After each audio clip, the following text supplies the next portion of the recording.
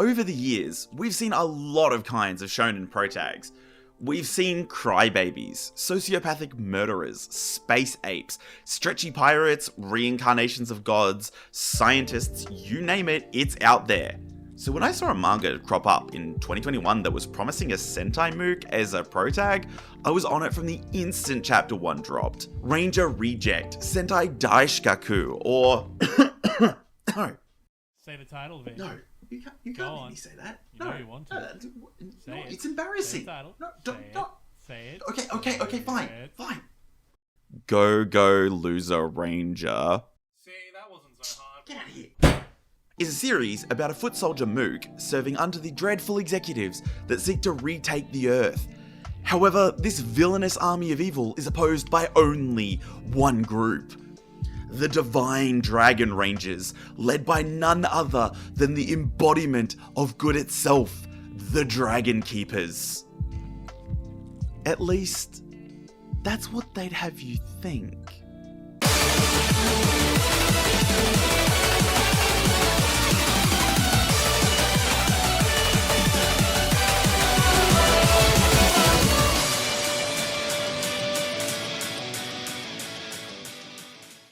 You see, in reality, the Rangers struck a decisive victory over the army of evil after just 1 year of fighting.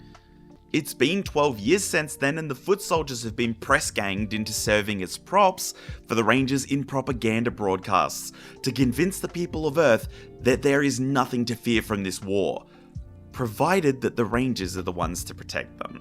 These broadcasts are heavily publicized, rolling reality TV and tokusatsu stylings into one crisp setting in order to keep people unaware of the true conditions surrounding them. Every Sunday, the foot soldiers, or dusters, are dragged down from their fortress to act as extras for the Rangers to fight against and to convince people of their importance, making it clear that they are the only ones capable of fighting this menace. But 12 years is a long time to expect people to keep their heads down. Foot Soldier D is a disgruntled invader, yes that's a proper noun, who is sick to death of throwing these fights week after week. In a crowd of foot soldiers, each labelled by a single letter each, D alone demands that they actually try to fight back and win this time. Everyone ignores his suggestions and D is left alienated from his comrades. But Foot Soldier D is incredibly plucky. During yet another Sunday battle, D arrives despite not being scheduled to fight. When his fellow foot soldiers are all blown to dust, D refuses to back down. The Dragon Keepers aren't particularly impressed by his moxie, so Red Keeper steps up to challenge D's impertinence. Even some of the crowd is impressed to see D stand up, but most are sarcastically cheering him on. D is of course quickly dispatched by Red Keeper, who sharply reminds him, stick to your role, and the Keepers? They're the good guys. Don't forget it. This will be a mostly non-spoiler discussion, but some little details here are covered in the manga, so if that scares you, I'm just letting you know so you can go ahead and read it now.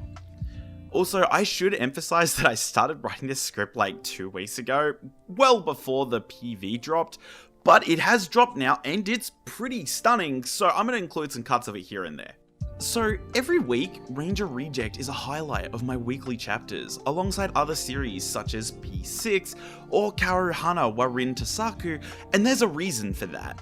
Ranger is full of vibrant characters, grimy settings, and a battle between ideologies strong enough to make Slavoj Žižek talk about eating out of bins. While Foot Soldier D is strong enough to carry the lead role, he's supported by a variety of characters within and outside the Ranger organization that give us a broader idea of the world that he is occupying and this shadowy war that is taking place. We have Suzukiri Yumiko, a dark-eyed junior first class from Yellow Battalion, shrouded in mystery. She seeks to rip down the Divine Dragon Rangers, brick by perfidious brick. She immediately identifies the disguised D, before offering her hand and allegiance in his dream of destroying the Rangers.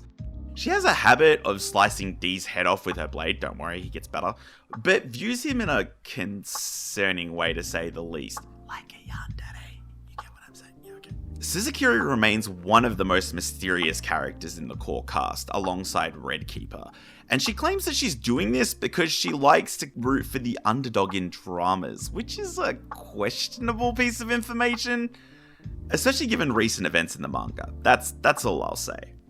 On the other side of this strange political aisle we've built, we have a colourless, unranked ranger cadet named Hibiki Sakurama.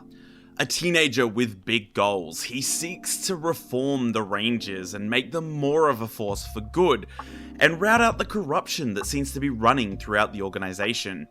He also quickly realises that D is not who he says he is. In his defense, D is doing an absolutely terrible job of hiding it at this point. Sakurama offers him something that nobody else would, an alliance to help reform and rebuild the Rangers from the ground up. D is unsurprisingly not interested.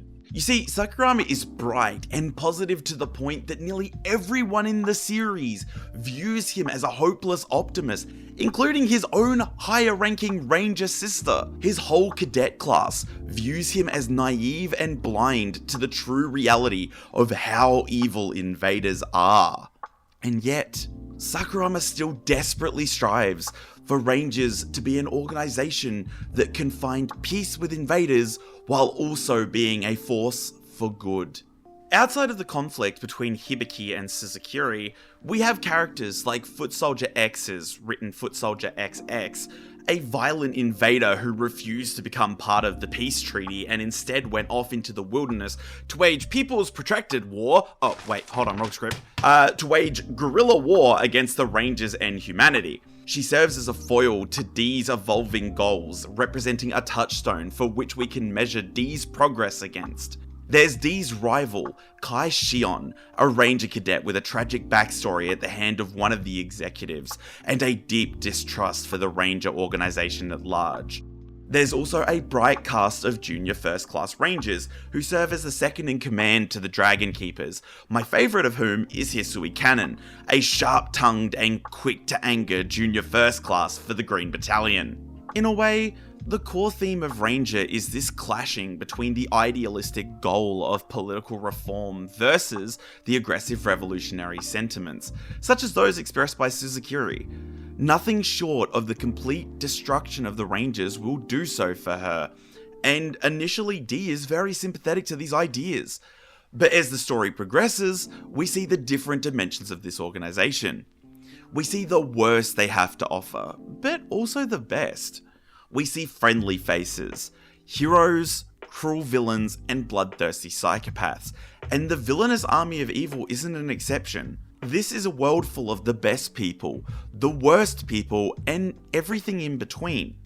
And Negi really excels at showing us this world of complicated debates, and a lot of these characters are very capable of arguing their point. They might be wrong, they might be arguing in bad faith, but a lot of people believe that what they're doing is the right thing. While the art can be a bit touch and go earlier on, Negi's really improved his ability to draw dynamic action scenes, and some of the fights can get incredibly gnarly. A lot of the fights are less about throwing the biggest flashy attacks around, although, don't get me wrong, they do exist, and more about using the most underhanded and devilish tactics you can to ruin your opponent. Many characters fight dirty in Ranger, particularly D, and he has this habit of rubbing off on his teammates who follow in his particularly sneaky and often malicious fighting tactics. Don't expect characters to fight honourably here, as quite a few will go for sneak shots, blackmailing, sleight of hand, and other tactics that most action shonen heroes would shy away from. Every fight feels different from the last one, and because of D's ability to shapeshift and displace his body, we can get a very varied fight style, especially once he learns how to do so without alerting the people he's fighting. But what makes Ranger Reject such a compelling story is that while it's very loosely Sentai in aesthetics, it's built an entire world for itself. This isn't a simple deconstruction in the sense of, oh, that's clearly meant to be the Red Keeper from this season of Sentai and we're talking about how that guy is bad.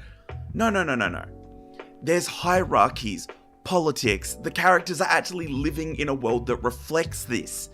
Most humans who are alive in the story remember the invasion and have some kind of trauma or connection to it, and as such, they recall the Rangers as saviors.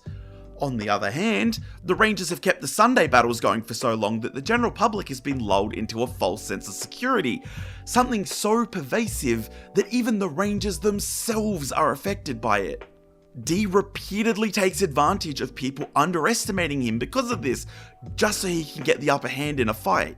And people like Hisui aren't just defined by their role as a ranger or their rank within the organization.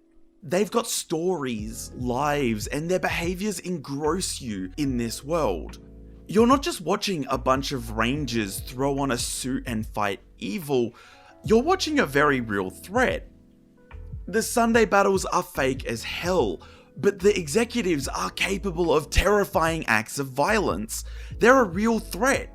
While the foot soldiers might be harmless goofballs most of the time, they can be directed to enact horrible, nightmarish acts of violence. Negi isn't simply painting with a broad brush here. He's illustrating a multifaceted, complicated conflict with characters struggling to find the right answers, and some of those answers are wrong. Sometimes people do the wrong thing, do the stupid thing.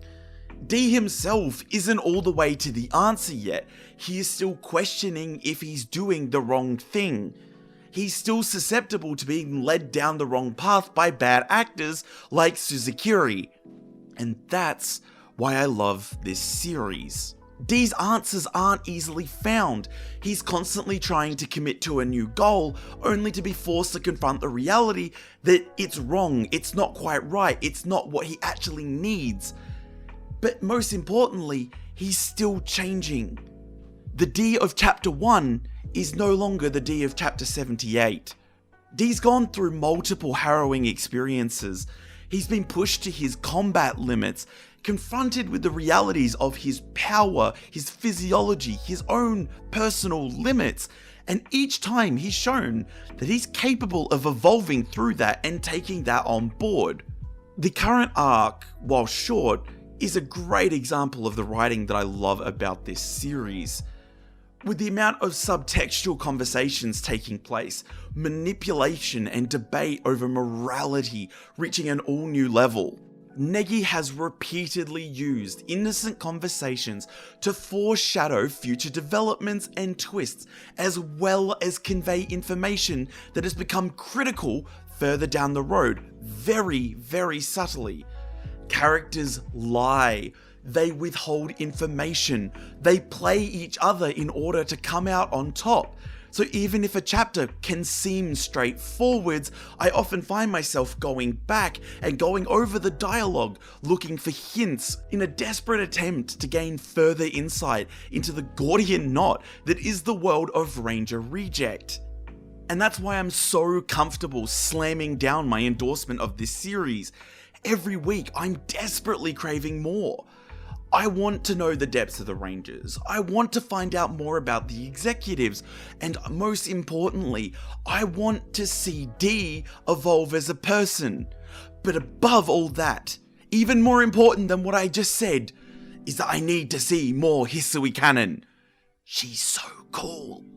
Okay, jokes aside, this series is a really great experience to read weekly and in long form. I highly recommend giving the first arc, chapters 1 through 12, a bit of a read for yourself.